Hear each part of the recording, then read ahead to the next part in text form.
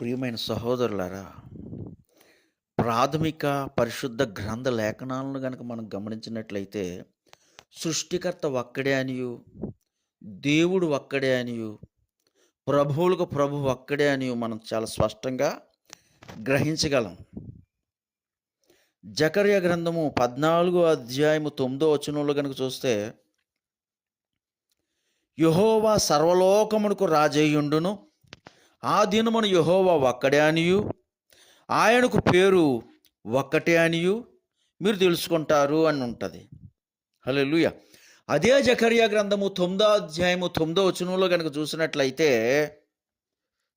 సియోను నివాసులారా బహుగా సంతోషించుడి, నీ రాజు నీతిపరుడును రక్షణ గలవాడునై దీనుడనై గాడిదను ఎక్కి నీ యొద్దకు వచ్చుచున్నాడు. హల్లెలూయా. అయితే ఎవరు ఈ యెహోవా? యెహోవా గాడిద ఎక్కడం ఏంటి? అలా యెహోవా గాడిదను ఎప్పుడు ఎక్కాడు? మత్తయి సువార్త 21వ అధ్యాయంలో కనుక చూస్తే యెహోవా అక్కడ గాడిదను ఎక్కినట్లుగా మనం చూస్తాం. యెహోవా గాడిదని ఎక్కాడు. ప్రభువైన యేసుక్రీస్తు గాడిదను ఎక్కి మొదటి రాకడలో గాడిదను ఎక్కి మనల్ని విమోచించడం కోసం, రక్తం చిందించడం కోసం గాడిదను ఎక్కి మన యొద్దకు వచ్చాడు. అంచేత ప్రవక్త బ్రహ్నాం చెప్తున్నాడు, పాత నిబంధనలో ఉన్న యెహోవాయే క్రొత్త నిబంధనలో ఉన్న యేసుక్రీస్తు.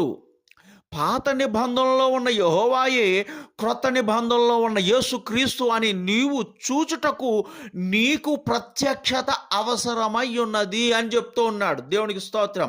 మనకు నిజంగా ప్రత్యక్షత అవసరమై ఉన్నది.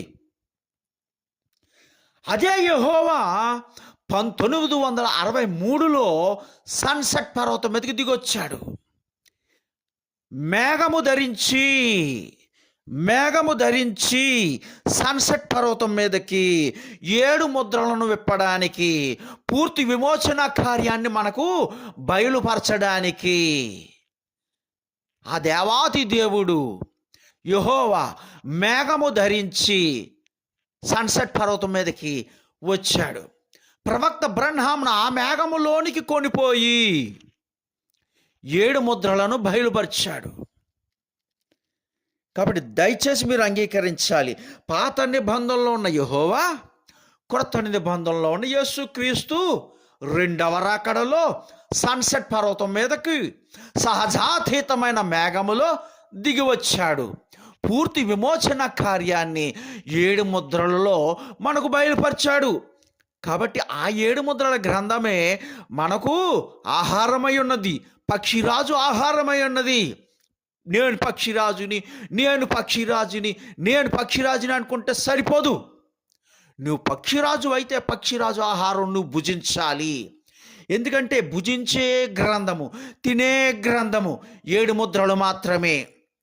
ఆ పక్షిరాజు 7 ముద్రలను భుజించినప్పుడు మేఘములకు పైగా అది ఎగరగలదు. నీవు ఆ పక్షిరాజు ఆహారాన్ని కనుక తినకపోతే నువ్వు చేస్తావు. కాబట్టి నువ్వు తింటే మేఘములకు పైన విహరిస్తావు. భూమి మీద సమస్త భూమండలం మీద ఏం జరుగుతుందో, భూమి క్రింద ఏం జరుగుతుందో, పరలోకంలో ఏం జరుగుతుందో నీవు తెలుసుకోగలవు. కాబట్టి ముద్రల యొక్క ఆవశ్యకతను నువ్వు తెలుసుకోవాల్సిందిగా సహోదరుడా నేను బ్రతిమాలుతూ ఉన్నాను.